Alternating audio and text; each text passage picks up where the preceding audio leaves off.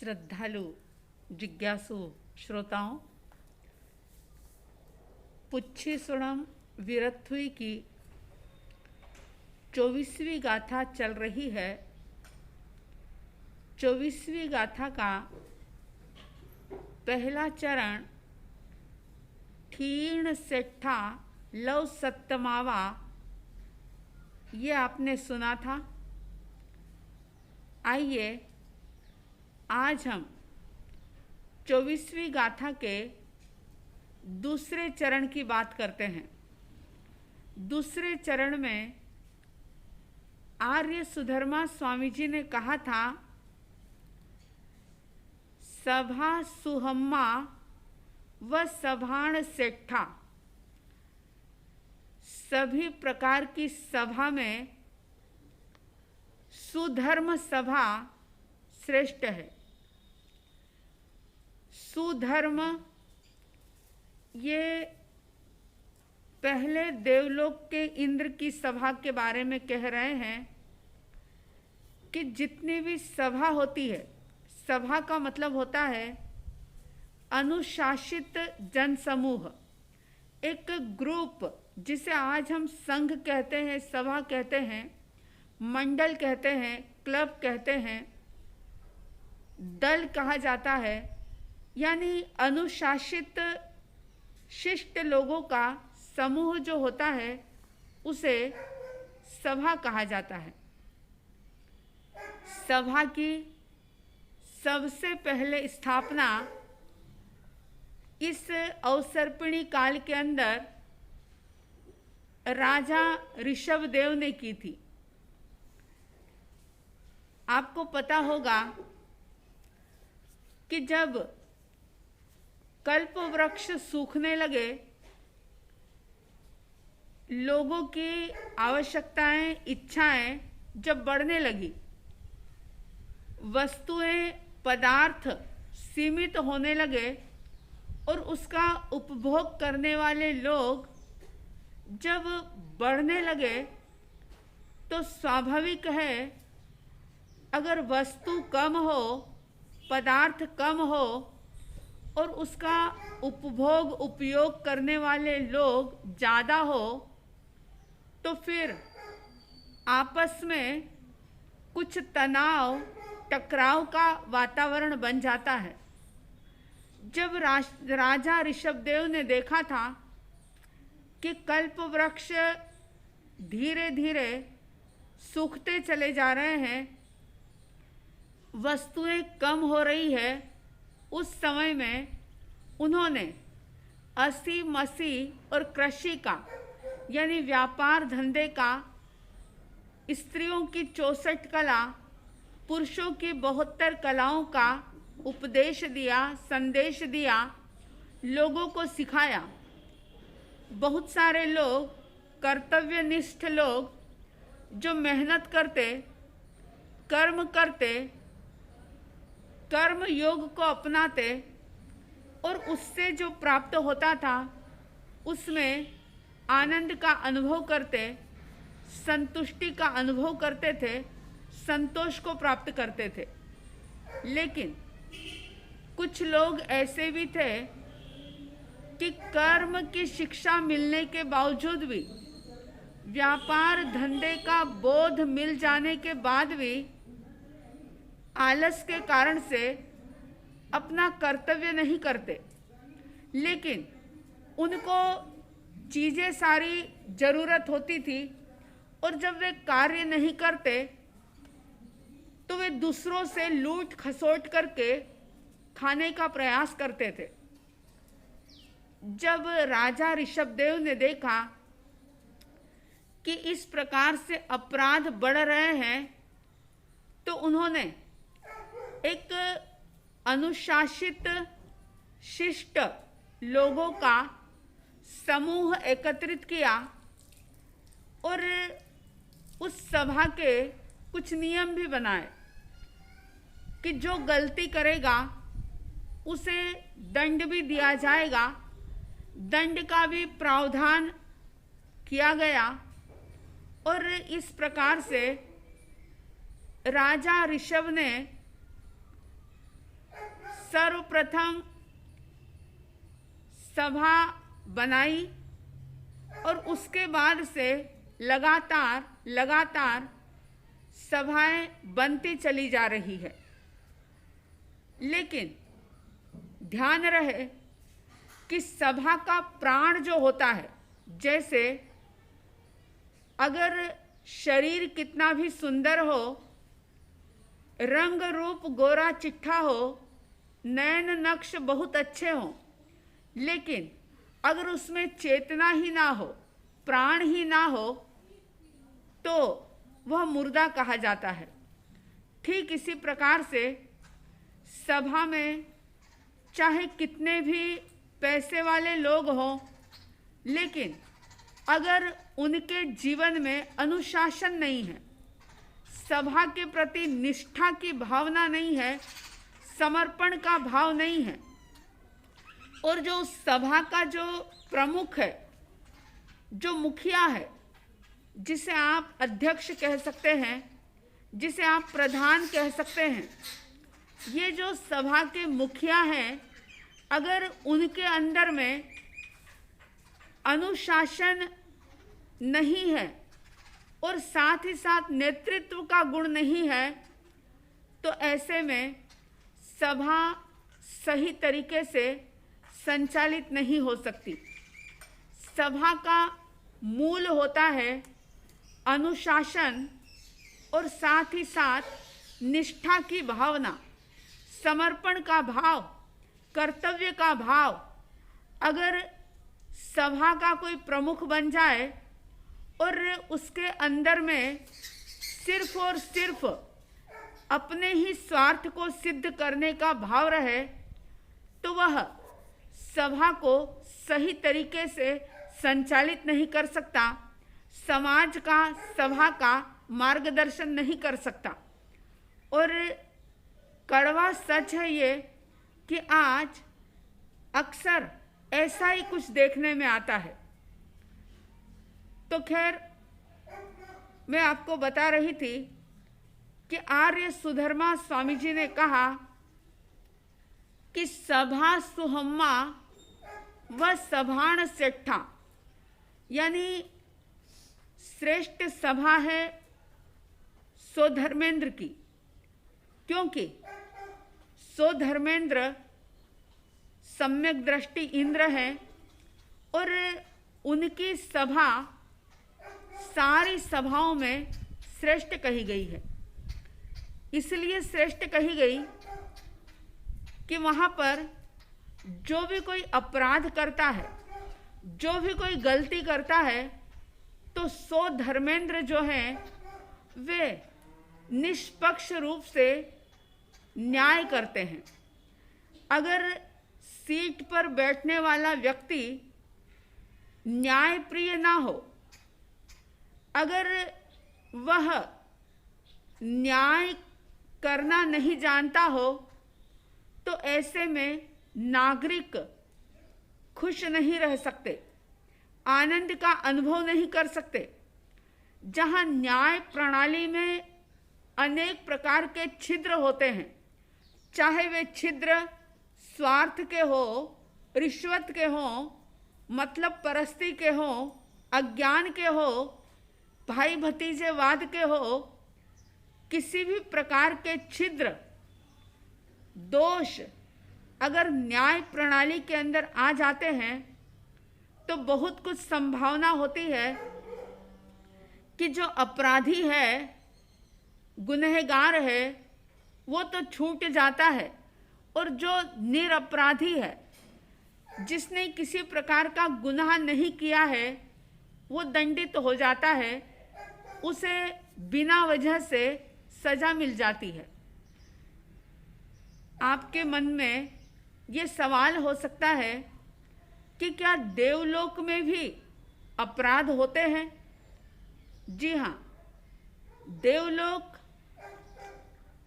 आपके हमारी ये जो दुनिया है, इसी प्रकार की एक दुनिया है देवलोक भी। और जहाँ पर कषाय है, जहाँ राग द्वेष है, वहाँ पर अपराध होना स्वाभाविक है। क्योंकि कषाय और राग द्वेष के कारण से व्यक्ति कई प्रकार के अपराध करता है।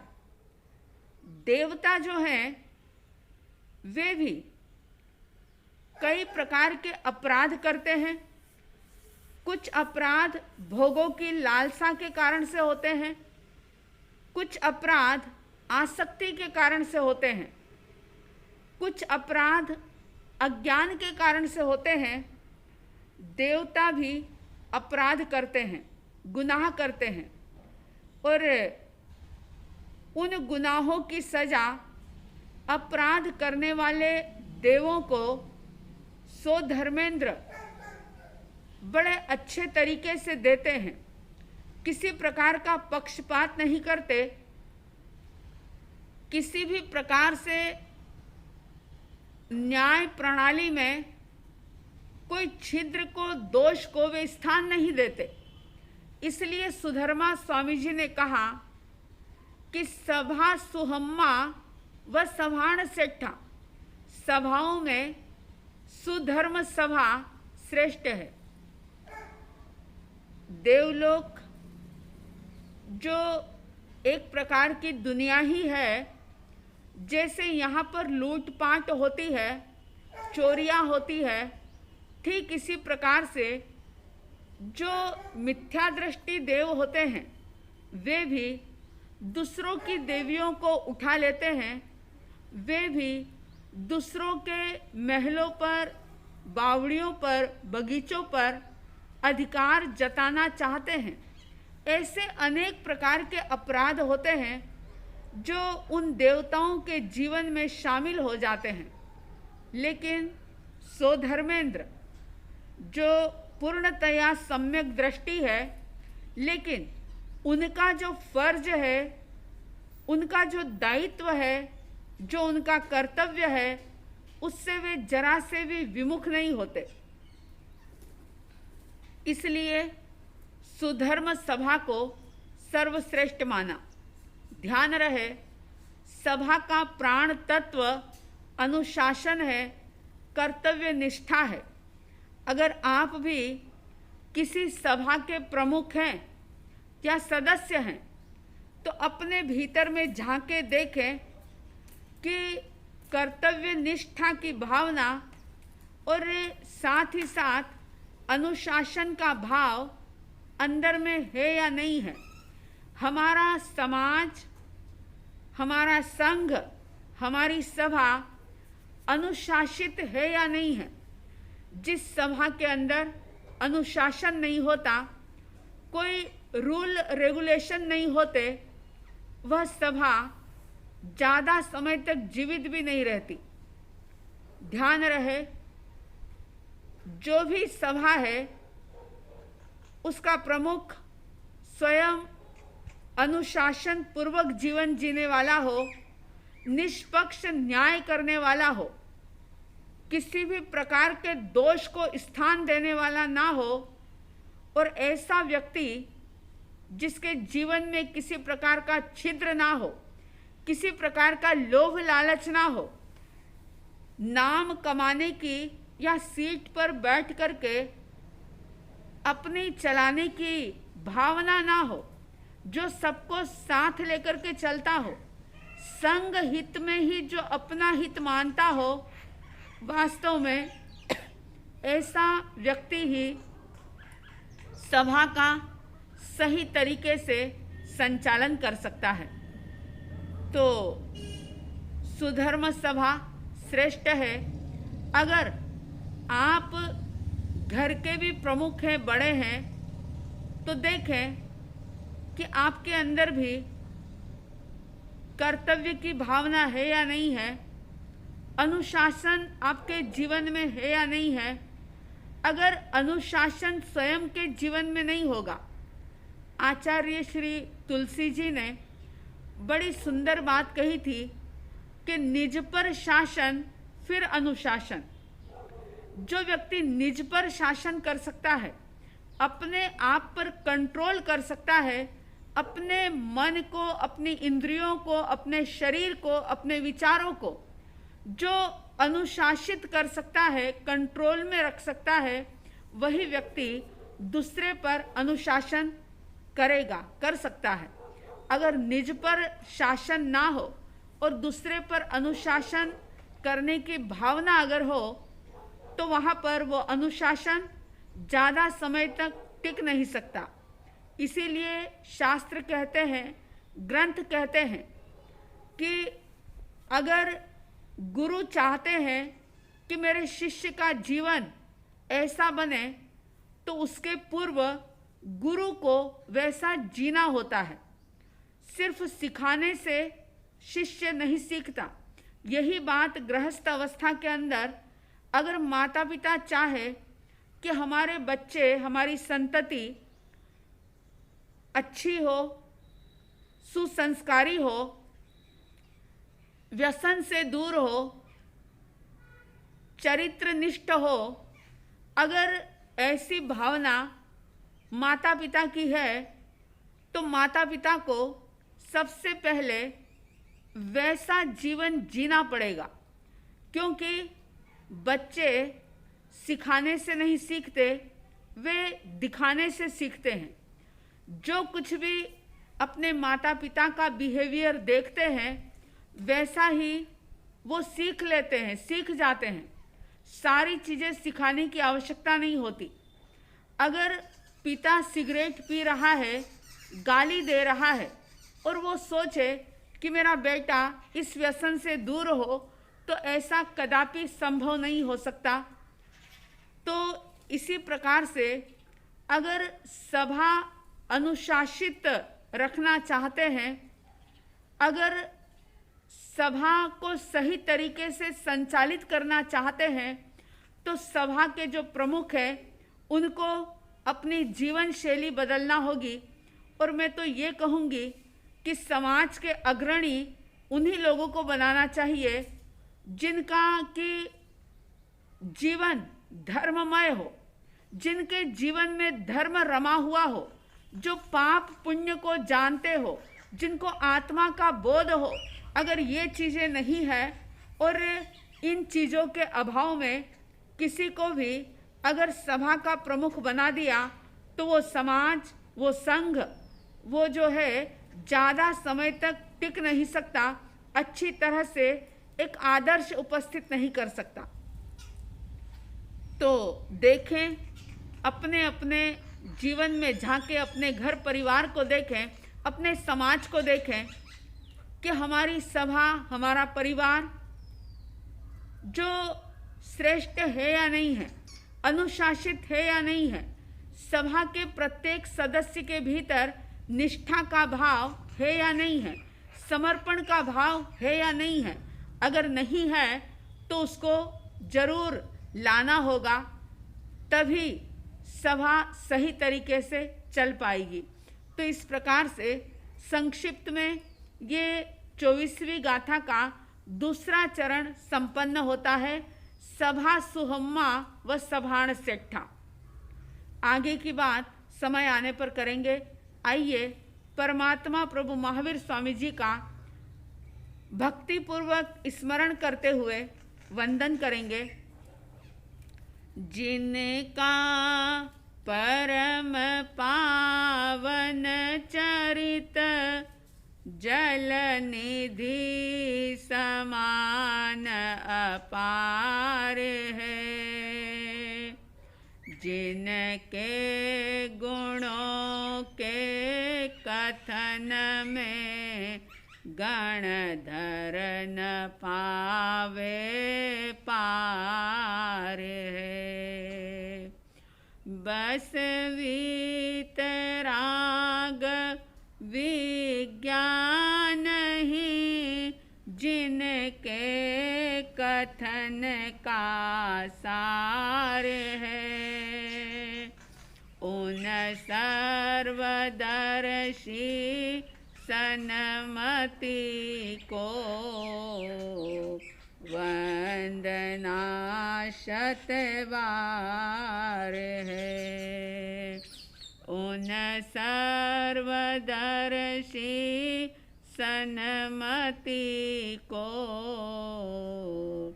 वंदना शतबार है। इन्हीं शुभ और मंगल भावनाओं के साथ जय प्रभु महावीर, जय गुरु आनंद।